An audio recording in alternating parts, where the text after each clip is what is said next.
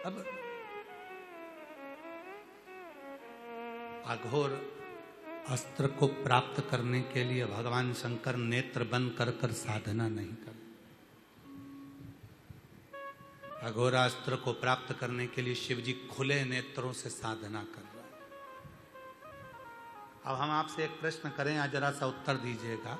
आप बहुत देर तक आंखों को खोल कर रखिए और जब आंख बंद करोगे तो तुम्हारे आंखों में आंसू आएगा कि नहीं आएगा?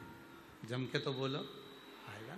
बहुत देर तक आंख खोल कर रखे और जब आंख झपकेगी तो आंसू आंखों से आएगा, आंसू आंखों से बहेगा, आंसू आंखों से निकलेगा और वो गिरेगा, वो गिरेगा।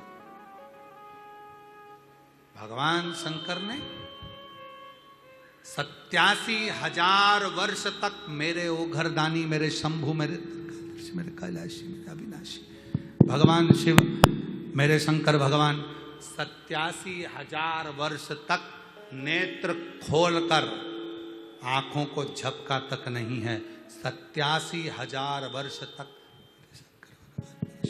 मेरे ओघड़दानी, मेरे शंकर 87,000 वर्ष तक मेरे ओघड़दानी, मेरे शंकर, मेरे प्रकाशदर्शी, मेरे कैलाशी, मेरे अविनाशी, मेरे शिव नेत्र खोलकर अस्त्र को प्राप्त करने के लिए, नेत्र खोलकर, मेरे शिव नेत्र को खोलकर 87,000 वर्ष तक त्रिपुरासुर को मारने के लिए, अघोरा अस्त्र को पाने के लिए तप कर रहे हैं। अघोरा अस्त्र। अब जरा विचार करिएगा, 87,000 वर्ष का तप करा, तब वो शस्त्र प्राप्त हुआ और जैसे ही नयन की झपकी ली, आंख से आंसू निकला, उससे रुद्राक्ष का वृक्ष उत्पन्न हो गया। रुद्राक्ष का वृक्ष।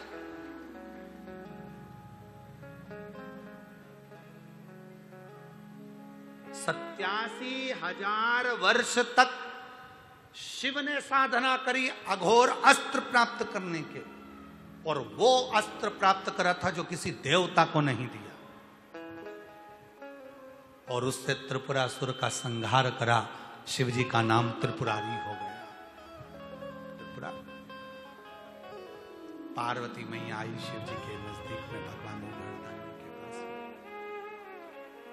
माता पार्वती जी ने भगवान देव अधिदेव महादेव से कहा, प्रभु क्या ये अघोर अस्त्र आप मुझे नहीं दे सकते? शंकर भगवान कहते हैं 87,000 वर्ष तक तप करने से जो अस्त्र मुझे मिला है, यह अस्त्र साधारण नहीं है। जो सामने आएगा ये अस्त्र उसे समाप्त कर देगा, इसलिए मैं देवताओं को भी अस्त्र नहीं दे सकता। पर सुनो पार्वती, 87,000 वर्ष का पुण्य मेरे नेत्रों के माध्यम से इस रुद्राक्ष के वृक्ष को प्राप्त हो गया। इसमें जो रुद्राक्ष लगेगा, जैसे अघोर अस्त्र सामने आए हुए दुष्टों का संहार कर देता है, असुरों का संहार कर देता है, मेरे नेत्र के द्वारा 87,000 वर्ष तक जो नेत्र खुले रहे और उससे जो अश्रु निकला, उस अश्रु से जो वृक्ष हुआ, उस वृक्ष से जो रुद्राक्ष उत्पन्न होगा, वो संसार के लोगों के दुखों को नष्ट कर देगा, उनको सुख की लहर